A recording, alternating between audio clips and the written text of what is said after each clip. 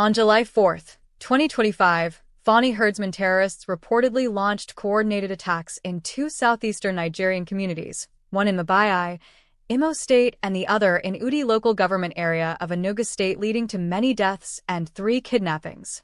Eyewitness audio from Imo State and video footage from Udi Enugu were presented showing graphic scenes of violence, gunshots, and chaos, with locals confirming that several people were unalived in broad daylight. In Imo State, a local resident claimed that despite the presence of heavily armed Nigerian soldiers and armored tanks, they allegedly did nothing to stop the terrorists, implying complicity or negligence. A soldier allegedly told an eyewitness that their presence in the area was not for the protection of the local people but for their own interest, suggesting that community safety was not a priority. A critic accused local communities of bribing soldiers for protection, noting that they pay them weekly for security, which he criticized as a sign of government failure and rising lawlessness. The eyewitness warned that soldiers were aware of the terrorist presence in advance, but still failed to act, sparking outrage and raising concerns about possible military collaboration with terrorists. In the Udi Enugu incident, the video allegedly showed a man being kidnapped on the highway with no sign of resistance from any security patrol team, and several people reportedly gunned down. A critic claimed that Nigerian politicians and military leaders were arming Fulani terrorists with sophisticated weapons to attack southeastern communities and destabilize the region. He urged every BIAFRA community to form independent security networks, stating that if communities defend themselves, terrorists often retreat and never return to those areas. He ended with accusations that the Nigerian army has betrayed the Bafan people, allowing terrorists to invade while allegedly suppressing and arresting Bafan fighters, all while using media and internal division tactics to weaken the Bafan liberation movement. The sun had only begun to stretch its arms across the hills and valleys of southeastern Nigeria on the morning of July 4, 2025. It was supposed to be a peaceful Friday, the kind of day when traders would open their stalls in the early hours, children would laugh on their way to school, and farmers would set off to their lands in search of harvest and hope.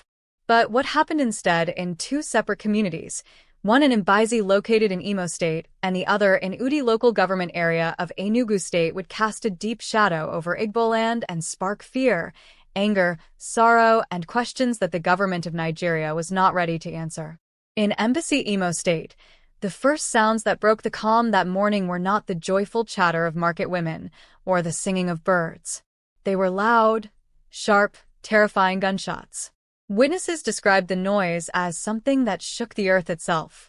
Gunfire erupted without warning. Screams followed. Men, women, and children ran in different directions, desperately searching for shelter. The air smelled of gunpowder and fear. According to a resident who lived near the attacked area, the invaders were Fulani herdsmen militants. These were not just regular herders with cattle. These were men dressed in dark clothing, armed with sophisticated weapons, moving in coordinated groups like trained fighters. They did not speak the native Igbo language. Instead, they shouted in Hausa and Fulfura, and their targets were ordinary villagers, innocent people going about their daily lives. The most shocking part, according to the same witness, was not only the attack itself, but the presence of Nigerian soldiers who stood by and did nothing. This eyewitness was a middle-aged farmer named Onoma Ogiki. He had lived in Mbaise all his life. That day, Onoma watched from a hiding place as gunmen moved through the community, shooting people at random and setting some homes ablaze. He claimed that the Nigerian army had stationed several soldiers in the area along with armored tanks and trucks, but not a single shot was fired by the army against the invaders. On said he later confronted one of the soldiers after the attack and asked why they did nothing. The soldier reportedly told him that they were not there for the people's safety. They were only there because of orders from above. That answer haunted Onyema, and it began spreading through the community like wildfire. What did the soldier mean by orders from above? Did the army know about the attack beforehand? If so, why did they do nothing? These were the questions being whispered across the villages in a maze from one grieving household to another. That same day, around the same time, another tragedy was unfolding on a quiet highway in Udi local government area in Enugu State. A video later surfaced online showing scenes that were as disturbing as what happened in Mbaise. The video recorded by a terrified passenger hiding inside a bush showed gunmen in the middle of the road dragging a man from his car and forcing him into the bush at gunpoint. The victim, whose identity was not immediately revealed, was kidnapped in broad daylight. There were other people lying still on the road, some of them bleeding, some appeared lifeless. The attackers acted without fear, without hurry, and with the confidence of people who knew there would be no resistance. What disturbed viewers the most about this footage was what it did not show. There was no sign of any security patrol, no police vehicles, no military trucks, no civil defense forces, nothing. Just terrified civilians and armed attackers with no opposition in sight. And it was not a quiet village road, but a major highway in Enugu State, a place that should have been monitored by government forces. A prominent voice online who goes by the name Chinedu A made a video response that quickly went viral. In the video, Chinedu, who described himself as a political analyst and advocate for BIAFRA rights, said plainly that what was happening was not random. According to him, Nigerian politicians and military leaders were secretly arming Fulani militants to carry out attacks across the southeastern region of Nigeria. He said the goal was to destabilize the communities, create fear among the Igbo people, and crush any push for BIAFRA independence. Chinedu AAE did not stop there. He called on all communities in Igbo land to stop relying on the Nigerian army for protection.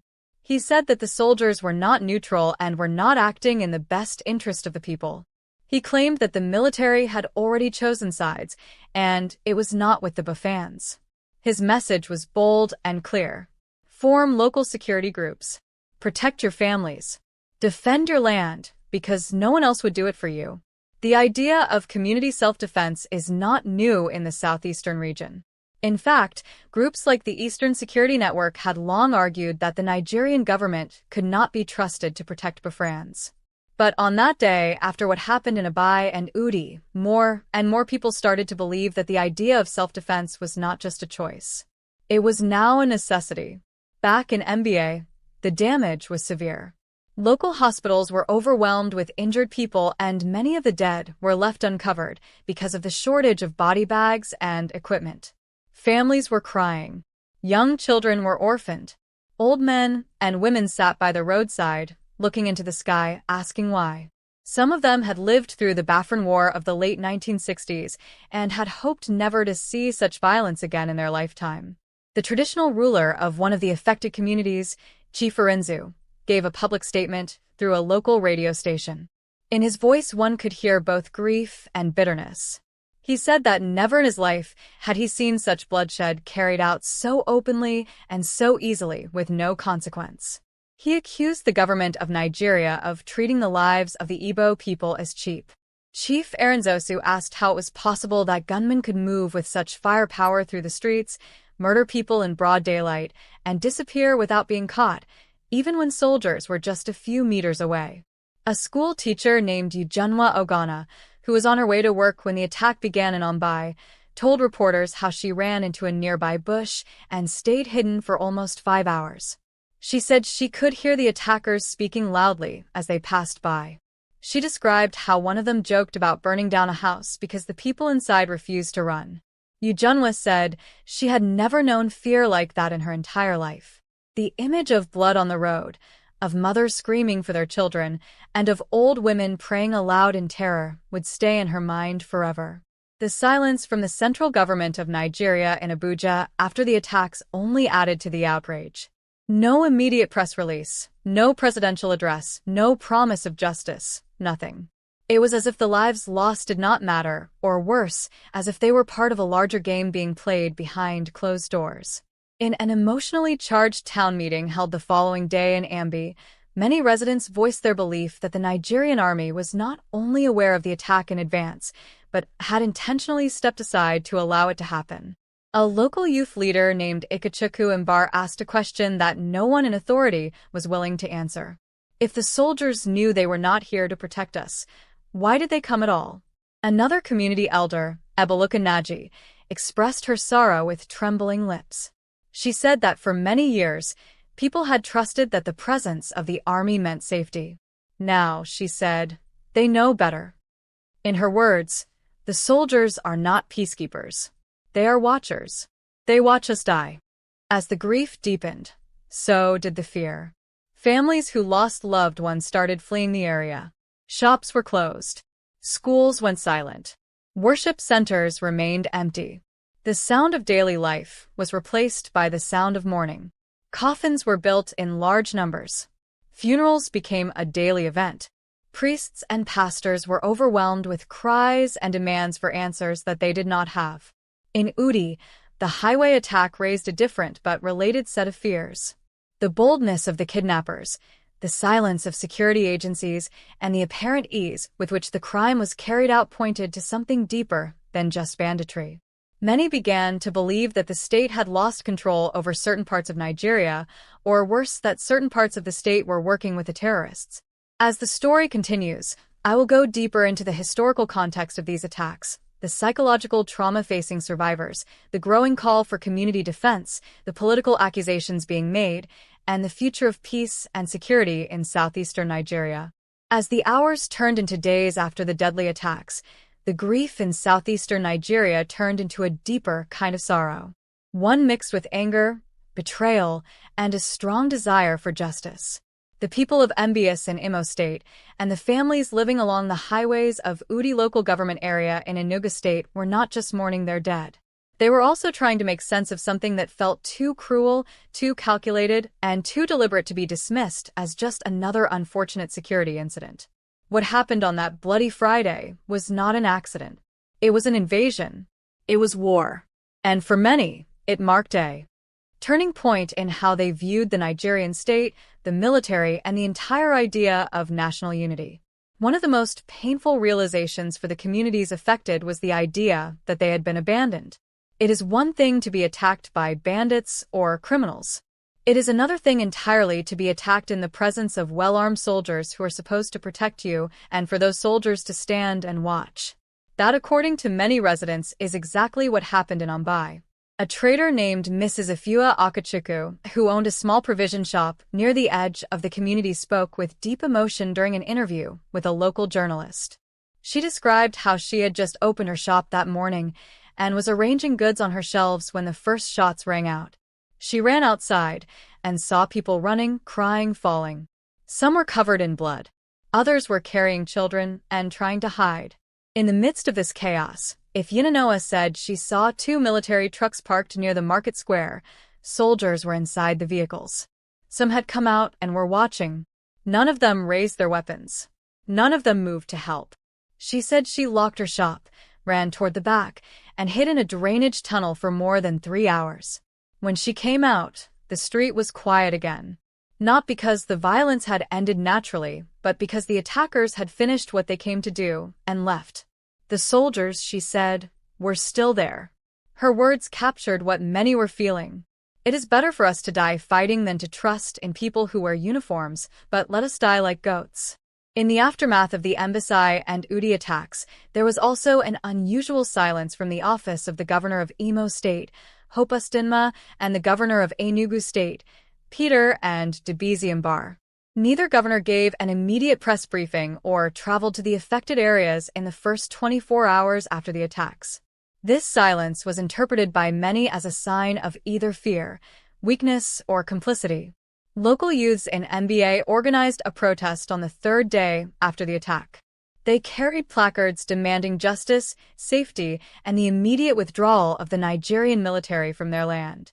Some of the placards read, "Stop using soldiers to watch us die. Our blood is not cheap, and if the government won't protect us, let us protect ourselves." The protest was peaceful at first, but tension rose when a military truck drove past, and some of the soldiers inside laughed and made mocking gestures toward the protesters. This act enraged the crowd, and clashes nearly broke out. But local elders quickly stepped in to prevent violence.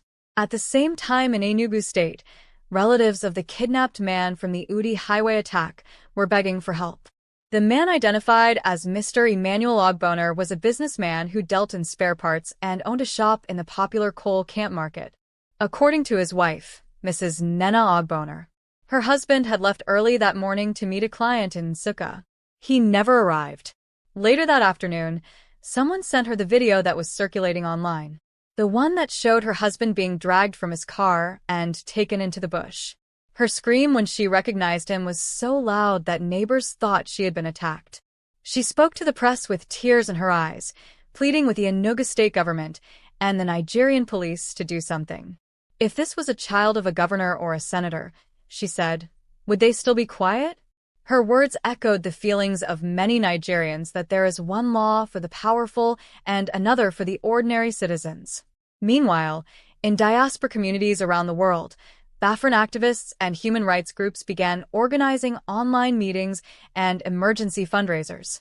Many of them had fled Nigeria years ago due to similar violence or political persecution, and the news of the July 4th attacks reopened wounds that had never fully healed.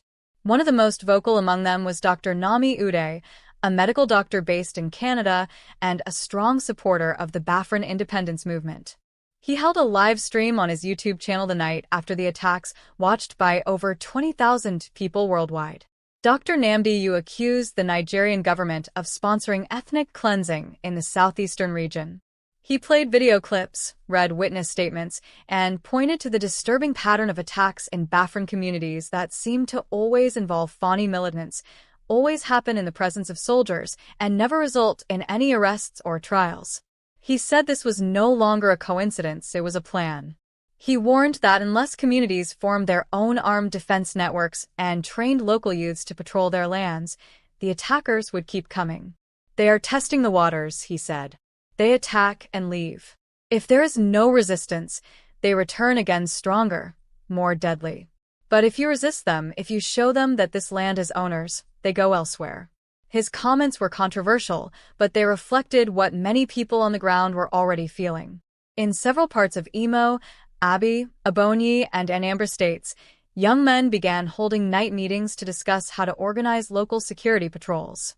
Some looked to the model of the Eastern Security Network, which had been established years earlier as a self-defense group under the command of the indigenous people of BIAFRA. In Mbaise, a new local group was quietly formed and named the Community Guardians of Ala Igbo. Their mission, according to one of the founders, was not to start a war or challenge the government, but to protect the land, the women, the children, and the future.